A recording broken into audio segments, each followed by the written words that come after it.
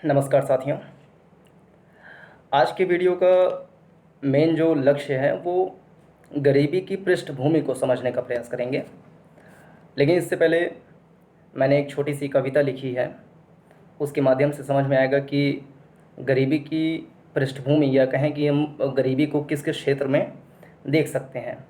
तो इस छोटी सी कविता के माध्यम से समझने का प्रयास करते हैं। गरीबी क्या है? उस व्यक्ति से पूछिए जिसका मिट्टी का दीवार है और टिन शेड में रहता है, जिसे आंधी आने पर डर रहता है कि बारिश में उसके टिन से बूंद बूंद पानी अंदर ना आ जाए, जिससे उसके वस्त्र, चारा, रसोई और किताब भीग जाए। गरीबी क्या है? जाकर उस किसान, उस मज़दूर, उस निर्धन से पूछिए जो पैसे के अभाव में अपने बच्चे को अच्छे स्कूल में डालने से वंचित रह जाता है। गरीबी क्या है? उस माँ से पूछिए जिसका अंग भंग हो गया है, फिर भी अपना इलाज कराने में विफल है। गरीबी क्या है? उस मज़दूर, उस गंदी बस्ती में रहने वाले व्यक्ति से पूछिए, उस भिखारी और उस रिक्शे वाले से पूछिए जो कल की रोटी के लिए आज अपनी पूरी मेहनत झोंक देता है। गरीबी क्या है? उससे पूछिए जिसे मनोरंजन का मन है लेकिन साधन नहीं है, जिसके पास अपनापन नहीं है, उलझन है। गरीबी क्या है? उस बहन, उस माँ से पूछिए जो दूसरे के घर चूल्हा चौका करती है, पोछा लगाती है। तो इस कविता के माध्यम से ये समझ में आएगा कि गरीबी किन किन क्षेत्रों में है। यानी कि मजदूरी के क्षेत्र में है, किसानों में गरीबी भरपूर मात्रा में व्याप्त है, महिलाओं में व्याप्त है। इस प्रकार से गरीबी समाज के विभिन्न क्षेत्रों, या कहें कि विभिन्न वर्गों में व्याप्त है। तो इस कविता के माध्यम से मैंने ये बताने का प्रयास किया। 2005 में सुरेश तेंदुलकर कमेटी का गठन हुआ था। उन्होंने भी गरीबी को परिभाषित करने के लिए कुछ आयाम विकसित किए, जैसे कि प्रत्येक व्यक्ति के पास कम से कम कपड़ा होना चाहिए, वस्त्र होना चाहिए पहनने के लिए, पौष्टिक आहार उपलब्ध होने चाहिए। अगर वो बीमार हो गया है तो उस बीमारी के लिए उसकी कम से कम इतनी क्रय क्षमता होनी चाहिए कि वो दवा खरीद सके, अपना इलाज करा सके। यानी वो एक प्रकार से बहुआयामी चीज़ों को लेकर के चल रहे थे, जिससे कि इन क्षेत्रों में हम अपने आप को स्टेबल बना सकें और कम से कम अपना विकास कर सकें। इसके अंतर्गत उन्होंने ये भी सुझाया था कि जो न्यूनतम साक्षरता है, लिटरेसी है, कम से कम वो प्रति व्यक्ति को प्राप्त होनी चाहिए। और लगभग इसी उद्देश्य से, या कहें कि ये सारी चीज़ें कवर की जाती हैं। एक रिपोर्ट आती है जिसको कहते हैं मल्टी डायमेंशनल पॉवर्टी इंडेक्स, जो कि United Nations Development Programme UNDP के द्वारा प्रकाशित की जाती है। वो ये बहुआयामी निर्धनता सूचकांक में इन सारे आयामों को लेते हैं। जैसे उनका मुख्य रूप से 3 आयाम है कि शिक्षा के क्षेत्र में, स्वास्थ्य और जीवन स्तर में लोगों की क्या स्थिति है, उसका वो आकलन करती है और प्रतिवर्ष ये रिपोर्ट जारी करती हैं। और 2018 में एक रिपोर्ट आई जो कि भारत के पक्ष में थी। उसमें बताया गया कि भारत 2005-6 से लेकर के 2015-16 के बीच में करीब करीब 27 करोड़ लोगों को गरीबी रेखा से बाहर निकालने का काम किया है। यानी कि ये एक बहुत ही अच्छा कदम उठाया गया इन 10 सालों के बीचों में। लेकिन इसमें जो एक नेगेटिव बात ये है कि करीब करीब 36 करोड़ भारतीय अब भी गरीबी रेखा से नीचे जीवन यापन कर रहे हैं। और इसी इंडेक्स में बताया गया, या इसी रिपोर्ट में बताया गया था कि करीब करीब दुनिया के 130 करोड़ लोग अभी भी गरीबी में हैं, जिसमें से अगर देखा जाए तो करीब करीब 20% जो हैं वो भारत में ही रहते हैं। 36 करोड़ भारतीय गरीब हैं, यानी कि 20% भारतीय। पूरे विश्व के हिसाब से देखा जाए तो 20% ऑफ इंडियन आर पुअर। और गरीबों में भी देखा जाए तो उप सहारा क्षेत्र या दक्षिण एशियाई क्षेत्र, और दक्षिण एशियाई में भी भारत, इस मामले में पीछे रहा है। और इसमें इस रिपोर्ट में ये भी बात कही गई, जो झारखंड है, उत्तर प्रदेश, बिहार या मध्य प्रदेश, इन 4 स्टेट को मिला लिया जाए तो करीब करीब भारत के 55% जो गरीब हैं इन्हीं 4 राज्यों में रहते हैं। तो इस बात पर विचार करने की आवश्यकता है कि ऐसा क्यों है, और उससे भी ज़्यादा इस बात पर विचार करने की आवश्यकता है कि ये जो गरीबी से संबंधित रिपोर्ट निकालती हैं, ये अंतर्राष्ट्रीय एजेंसियाँ निकालती हैं, ऐसा क्यों नहीं हो पा रहा है कि हम अपने भारतीय स्तर पर जो एजेंसीज़ हैं, जैसे NSSO, national sample survey office, या नीति आयोग है जो पहले योजना आयोग थे, वो सब क्यों ऐसा आकलन नहीं कर पाती हैं, वो ऐसा सर्वे क्यों नहीं कर पाती हैं। इस बात पर विचार करने की आवश्यकता है। और गरीबी की एग्जैक्ट परिभाषा क्या है, इसको भी परिभाषित करने की आवश्यकता है। भारत में गरीबी जो है अलग अलग क्षेत्रों में अलग अलग रूपों में व्याप्त है। सबसे ज़्यादा तो इन्हीं 4 स्टेट में व्याप्त हैं, झारखंड, बिहार, उत्तर प्रदेश और मध्य प्रदेश में। तो इसमें इस बात पर सोचना चाहिए कि जब कोई समिट्स ऑर्गेनाइज़ की जाती हैं, इन्वेस्टर समिट ऑर्गेनाइज़ की जाती हैं, तो उनको दक्षिण भारत या पश्चिम भारत में ज़्यादा उनकी रुचि रहती है।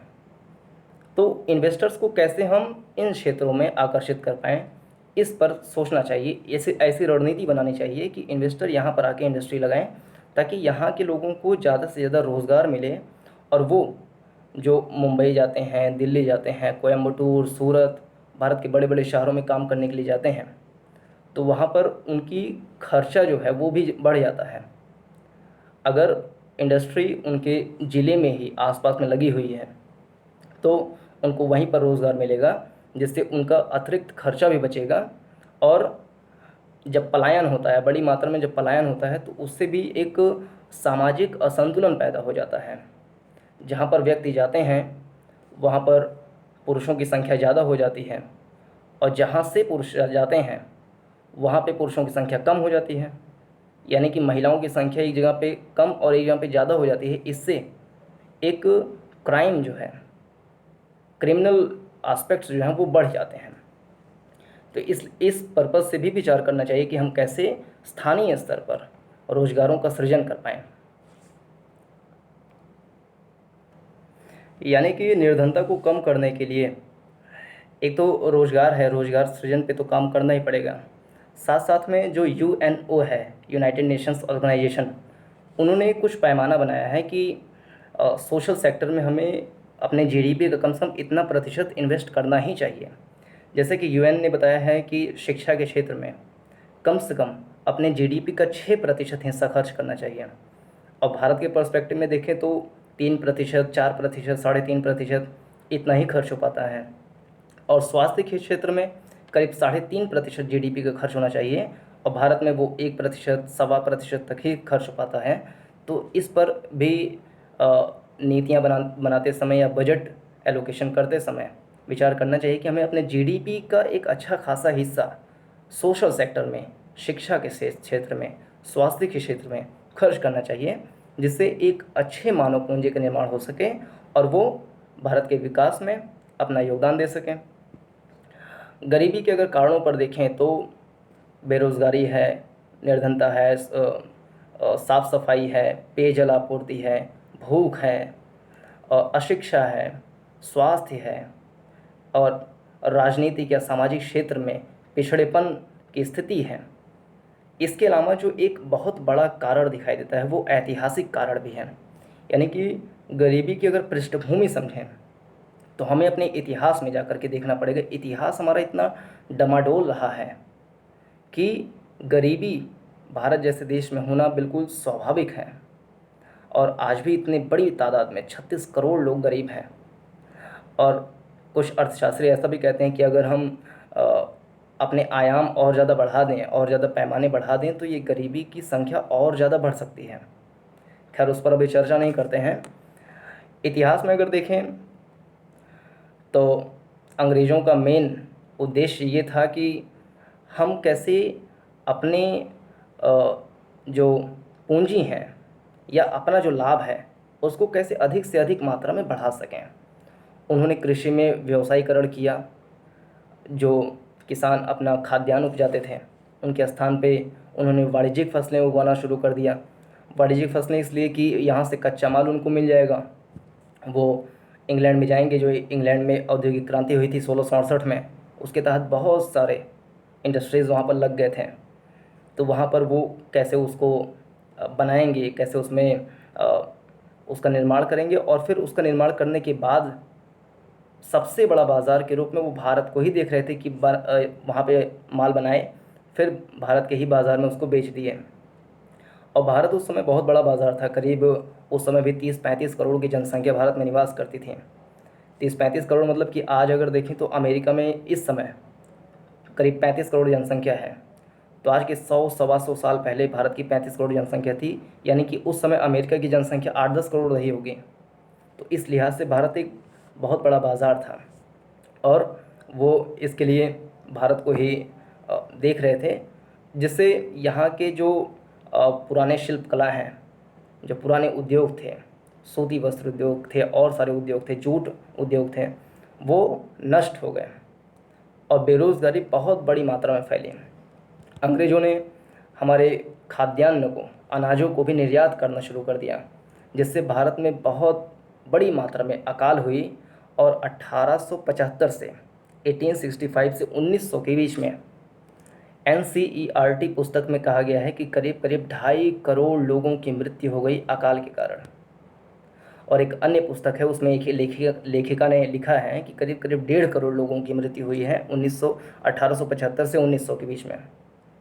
तो ये दो मत हैं, किसको सही माना जाए किसको गलत माना जाए, लेकिन अगर बीच का माना जाए तो करीब करीब 2 करोड़ लोगों की अकाल के कारण मृत्यु हुई थी, जो कि एक बहुत विशाल जनसंख्या है। और यह इस बात की ओर निर्दिष्ट करता है कि उस समय की स्थिति कितनी भयावह थी। इंफ्रास्ट्रक्चर के क्षेत्र में, हेल्थ के क्षेत्र में भी स्थिति बहुत ज़्यादा डमाडोल थी। भारत में सबसे पहले जनगणना 1872 में हुई थी, लेकिन अच्छे से जनगणना सुव्यवस्थित तरीके से 1881 में हुई थी, लॉर्ड रिपन के कार्यकाल में। उसमें कुछ आंकड़े हैं जो चौंकाने वाले हैं। जैसे उसमें बताया गया है कि जो साक्षरता दर है वो मात्र 16% थी, और उसमें भी महिलाओं की साक्षरता दर भी आधे से कम थी, यानी कि करीब करीब 6% महिला साक्षर थे। और इसी हिसाब से शिशु मृत्यु दर देखें, बाल शिशु मृत्यु दर, जो आज 1000 बच्चों पे करीब करीब 40 बच्चे की मृत्यु हो जाती है। हालांकि ये भी बहुत ही चिंताजनक विषय है कि 40 बच्चों की मृत्यु हो जाती है। यदि हम अन्य देश जैसे कि कनाडा देखें तो वहाँ पर 1000 बच्चों में 7-8 बच्चे की ही मृत्यु होती है, और भारत में 40 बच्चे मर जाते हैं। लेकिन उस समय यानी कि 125 साल पहले करीब करीब 218 बच्चे 1000 बच्चों के ऊपर मर जाते थे। बाल्यकाल में ही मातृ मृत्यु दर बहुत बड़ी मात्रा में थे। तो उस समय की स्थिति बहुत चिंताजनक थी। और जब भारत आज़ाद हुआ तो भारत को एक आज़ाद भारत तो मिला, इसके साथ साथ उसको भूख मिला, निर्धनता मिली, निरक्षरता मिली, उद्योगों का एकदम विनाश मिला। और इन सबको सही ढंग से चलाने के लिए प्रधानमंत्री जवाहरलाल नेहरू जी ने योजना आयोजन यानी प्लानिंग जैसे अवधारणा का विकास किया। और प्लानिंग का भी उन्होंने जो कॉन्सेप्ट लिया वो रूस से लिया। वो रूस से काफ़ी ज़्यादा प्रभावित थे, रूस के समाजवाद चिंतन से प्रभावित थे। उन्होंने पंचवर्षीय योजनाएं बनाने का निर्णय लिया। और 1950 में 15 मार्च 1950 में उन्होंने योजना आयोग का गठन भी किया। और प्रथम पंचवर्षीय योजना 1951 से 56 तक चली। उसमें मेन फोकस ये था कि भारत में जो इतनी बड़ी तादाद में कृषि का विनाश हुआ है, या कि जो भूखमरी है, या खाद्य सुरक्षा को हम कैसे बढ़ाएं, इसके लिए उन्होंने कृषि पर ज़्यादा फोकस किया। और दूसरी पंचवर्षीय योजना में उन्होंने उद्योगों पर भी बल दिया। और तीसरी पंचवर्षीय योजना जो कि 1961 के बाद शुरू होती है, 1961 से 66 के बीच में, उस समय भी प्रधानमंत्री नेहरू जी ही प्रधानमंत्री थे। लेकिन तीसरी पंचवर्षीय योजना देखा जाए तो एक तरीके से बहुत ही ज़्यादा विफल रही थी। उसके 4 बड़े कारण थे। तीसरी पंचवर्षीय योजना के विफल होने के 4 बड़े कारण थे। एक तो 1961 में भारत और चाइना के बीच में युद्ध हो गया, और भारत की बड़ी तादाद में मिलिट्री, डिफेंस के और सारे चीज़ जो हैं वो उसमें लग गए। और जो अंतर्राष्ट्रीय मैटर है, यानी कि सीमा प्रबंधन वाला मामला है, सुरक्षा का जो मामला था, वो प्रमुख हो गया, वो प्राइमरी हो गया, और भारत के अंदर की जो स्थिति थी वो एक प्रकार से सेकेंडरी हो गई। 1961 के युद्ध से प्रधानमंत्री जी को बहुत ज़्यादा दुख हुआ था, और ऐसा कहा जाता है कि 1964 में जब उनकी मृत्यु हुई तो ये दुख जो था उनके मन में कहीं ना कहीं बसा हुआ था। फिर उसके एक साल बाद ही जब नेहरू जी की मृत्यु हुई, ये देश की बहुत बड़ी क्षति थी। फिर अब प्रधानमंत्री को चयन करने का भी बड़ा निर्णय आ गया। उसमें लाल बहादुर शास्त्री जी को प्रधानमंत्री नियुक्त किया गया, और जब वो नियुक्त हुए तो अगले ही साल 1965 में भारत और पाकिस्तान के बीच में युद्ध छिड़ गया, जिससे फिर से बड़ी मात्रा में मिलिट्री डिफेंस वहाँ पर लग गई और अंतर्राष्ट्रीय प्रबंधन प्रमुख हो गया। भारत के अंदर की जो गरीबी, भुखमरी, ये सारी चीज़ें थी वो गौड़ हो गई। उसके बाद 1966 में शास्त्री जी की मृत्यु ताशकंद में हो गई। फिर से देश को एक बहुत बड़ा झटका लगा, प्रधानमंत्री चुनने की फिर से नौबत आ गई। उसके बाद आगे की पंचवर्षीय योजनाएं चली, इंदिरा गांधी जी प्रधानमंत्री बनी। 1971 में भारत और पाकिस्तान के बीच में फिर से युद्ध हो गया। उसमें बांग्लादेश को आज़ाद कराने का, यानी कि बांग्लादेश उस समय पूर्वी पाकिस्तान हुआ करता था, पूर्वी पाकिस्तान को आज़ाद कराने का एक बहुत बड़ा जिम्मा भारत के ऊपर था। 1971 में बड़ी मात्रा में उसमें भी डिफेंस लगे, फिर से अंतर्राष्ट्रीय मामले प्रमुख हो गए, और 1974, 75, 76 ये आते आते देश की आंतरिक जो राजनीतिक अस्थिरता है वो भी बढ़ने लगी थी। गुजरात में बड़ी मात्रा में आंदोलन हुए, बिहार में और दिल्ली में आंदोलन हुए। इंदिरा गांधी जी को प्रधानमंत्री से तख्ता पलट करने की बहुत सारे नेताओं ने ठान ली थी।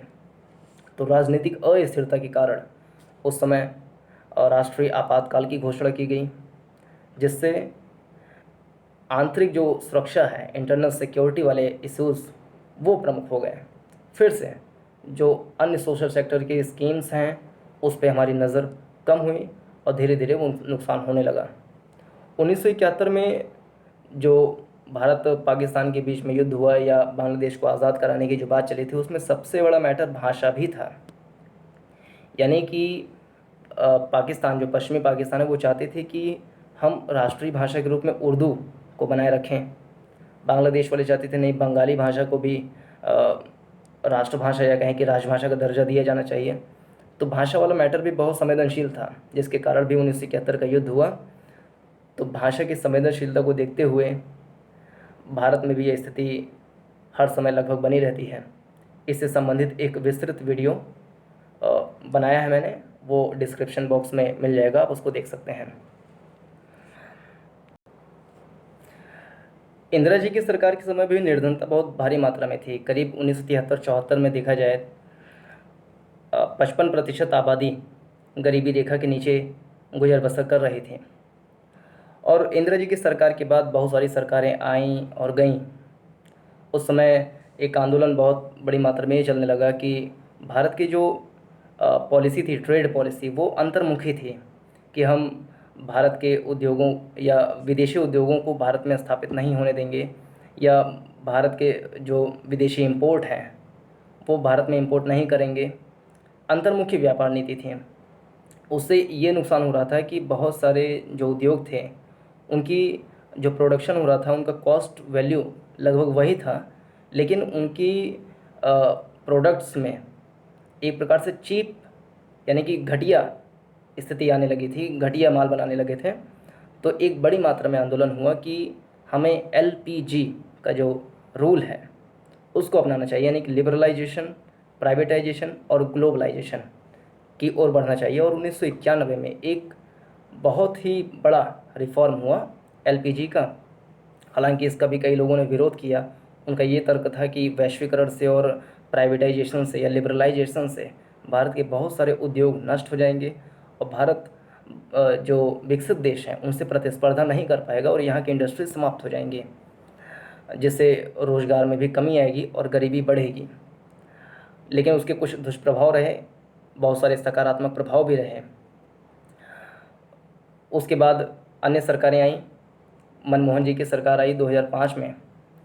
एक विश्व की सबसे बड़ी योजना में से एक, जिसको कहते हैं मनरेगा, Mahatma Gandhi national rural employment guarantee act 2005, ये लाया गया, जिसके तहत कोई भी ऐसा निर्धन परिवार जिसमें कोई 18 साल के ऊपर अगर व्यक्ति है और वो काम करना चाहे, अकुशल क्षेत्र में काम करना चाहे, तो वो जाकर के पास के ऑफिस में अपना रजिस्ट्रेशन करा सकता है और साल के 100 दिन वो रोज़गार प्राप्त कर सकता है, और जो भी न्यूनतम उसमें रुपए निर्धारित किए गए हैं वो उनको मिल जाएगा।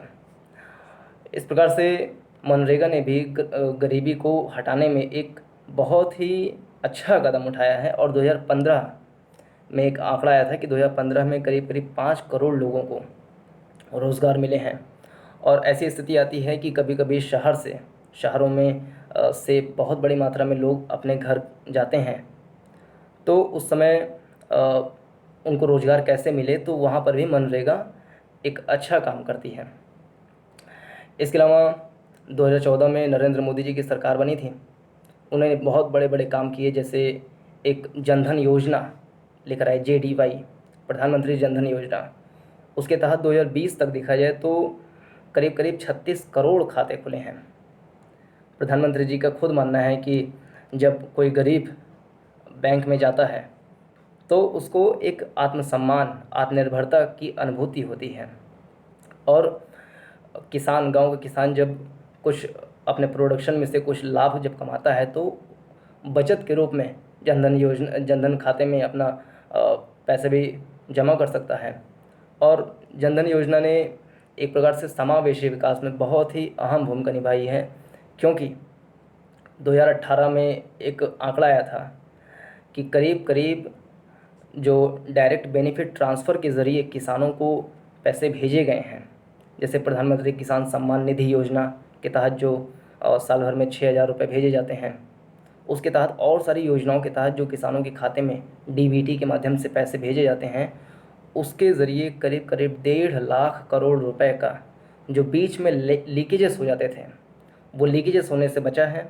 यानी कि जो लीकेज भ्रष्टाचार के कारण से अधिकारियों के जेब में चले जाते थे, वो अब किसानों के पास आ रहे हैं। जो जनधन योजना ने बहुत अच्छा इस क्षेत्र में काम किया है। इसके अलावा उन्होंने बहुत सारे छोटे छोटे प्रोग्राम लेकर आए, जैसे stand up India, startup India, digital India, make in India और बहुत सारे। इसके अलावा मुद्रा योजना लेकर आए। मुद्रा योजना में कोई भी ऐसा व्यक्ति जो चाहता है कि हम अपना खुद का छोटा मोटा कुछ इंडस्ट्री लगाएं या छोटा मोटा उद्योग करें, तो वो बैंक में जाकर के मुद्रा योजना के तहत पैसे निकाल सकता है। और प्रधानमंत्री जी का कहना है कि इसमें सबसे ज़्यादा जो लाभान्वित हुई हैं वो महिलाएं हुई हैं, और 2020 तक देखा जाए तो करीब करीब 21 करोड़ लोगों को इसके तहत लाभ दिया गया है। वो लोन लिए हैं, और जब वो लोन लिए हैं तो कहीं ना कहीं जब कोई काम करेंगे तो 1-2 लोगों को रोज़गार के लिए भी रखेंगे, जिससे रोज़गार का सृजन होगा। और 2015-16 में ही बहुत बड़ी, विश्व की सबसे बड़ी स्वास्थ्य योजनाओं में से एक आयुष्मान भारत योजना की शुरुआत की थी। उसके तहत करीब करीब अभी 2020 तक देखा जाए तो 11 करोड़ परिवारों को इसमें रजिस्टर कर लिया गया है, जिसके तहत करीब करीब 50 करोड़ लोगों को लाभ देने की स्थिति में भारत है कि अगर 50 करोड़ व्यक्ति को कुछ होगा तो उसकी 6 लाख तक के जो स्वास्थ्य से रिलेटेड खर्चे हैं वो सरकार वहन करेगी। और 2020 तक देखा जाए तो करीब करीब 75 लाख लोगों ने इसमें अपना इसका लाभ भी उठाया है। तो ये एक बहुत ही अच्छी योजना थी। और स्वास्थ्य के क्षेत्र में जब किसी को लाभ होता है तो उसकी जो आमदनी होती है, जो बचत होता है, उससे वो अन्य क्षेत्रों में भी खर्च कर सकता है, जैसे शिक्षा के क्षेत्र में या अपने बच्चों की पढ़ाई में और चीज़ों में खर्च कर सकता है। तो उससे एक प्रकार से बहुआयामी क्षेत्र में उसका विकास ही होता है। 1970 के बाद से अभी तक बहुत सारे खाद्य सुरक्षा के क्षेत्र में या पोषण के क्षेत्र में बहुत सारे अभियान चलाए गए। प्रधानमंत्री जी ने भी पोषण अभियान की शुरुआत की थी, और एक सबसे बड़ी योजनाओं में से एक जिसे कहा जाता है पीडीएस, पब्लिक डिस्ट्रीब्यूशन सिस्टम, वो, और ICDS, integrated child development scheme, जिसके तहत आंगनबाड़ी केंद्रों की स्थापना की जाती है, और एमडीएम यानी मिड डे मील की जो योजना लेकर आया गया था, उसके तहत बहुत सारे बच्चों को पोषण के क्षेत्र में अच्छा खाना देने के लिए काम किया गया है। लेकिन इसमें भी कुछ कमियां हैं, जैसे कि फर्जी राशन कार्ड बनाने की बात होती है कि बहुत सारे फर्जी कार्ड बन जाते हैं, तो उससे लीकेजेस वाली समस्या आती है, और इसमें भी कुछ ना कुछ भ्रष्टाचार वाली चुनौतियां हैं। तो इसको सुधारना चाहिए। इसके लिए सबसे अच्छा जो उपाय सुझाया जाता है वो कि डिजिटल क्षेत्र में हमें यह सब चीज़ों को डिजिटलाइज्ड कर देना चाहिए, डिजिटलीकरण कर देना चाहिए। तो इस प्रकार से बहुत सारी योजनाएं 1970-1950 से अभी तक चली हैं। योजनाओं की कमी नहीं है, लेकिन विचार इस बात पर करना चाहिए कि उसका इम्प्लीमेंटेशन कैसे हो। जैसे बांग्लादेश है, बांग्लादेश में एक बहुत बड़ी एनजीओ है ब्रैक, जिसमें करीब करीब 1 लाख लोग काम करते हैं। उसमें से 70,000 महिलाएं काम करती हैं, और वो बहुत ही कम पैसे में काम करते हैं, 5,000, 7,000, 8,000 रुपये में काम करते हैं। लेकिन उनकी काम करने की जो क्षमता है या जो तरीका है, जो सिस्टम है, वो अच्छा है। वो इस बात पर सोचते हैं कि जो हमारी योजनाएं हैं उसका इम्प्लीमेंटेशन कैसे हो। वो उसका इवैल्यूएशन करते रहते हैं कि कितनी मात्रा में योजनाओं का अच्छे से डिस्ट्रीब्यूशन हो चुका है, कितना और करना है, इस चीज़ पे ध्यान देते हैं। और भारत में समस्या यह है कि कोई भी छोटा से छोटा अगर अधिकारी भी है तो वो 40,000, 30,000, 35,000 तनख्वाह पाता है। लेकिन समस्या ये है कि वो शहरों में रहता है, वो गांव में नहीं जाना चाहते हैं। यानी एक नौकरशाही वाली स्थिति, एक राजशाही वाली स्थिति उनमें आती है कि गांव में नहीं जाना चाहते, लोगों के बीच में नहीं रहना चाहते, वो सिर्फ अपने ऑफिसेज में ही बैठकर काम करना चाहते हैं। इसके तहत वो आम जनता से बहुत ज़्यादा इंटरेक्ट नहीं हो पाते हैं। तो इस बात पर विचार करना चाहिए कि अधिकारीगण कैसे गाँव में जाएं, लोगों से मिलें और उनकी समस्याओं का हल ग्राउंड लेवल पर निकालें।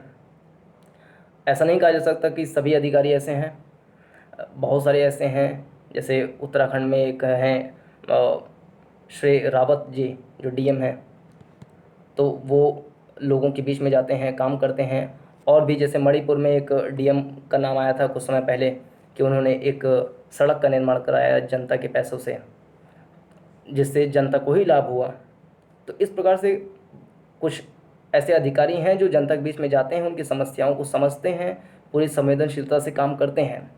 लेकिन यदि 100 में 4-5 लोग ऐसे हैं तो ये काफ़ी नहीं है।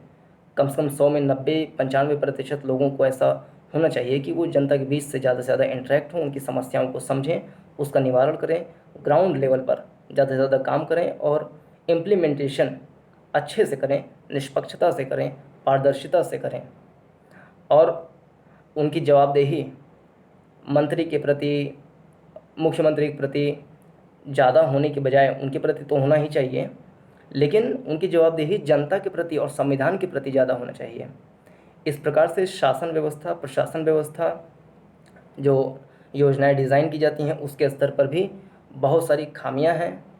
उसको सुधार करके तब हम निर्धनता जैसे जो एक भारत की सबसे बड़ी चुनौती है उसका सामना कर पाएंगे। और जो प्रधानमंत्री जी का लक्ष्य है कि 2024-25 तक भारत $5 ट्रिलियन की इकोनॉमी बने, उस क्षेत्र में हम आगे बढ़ सकते हैं।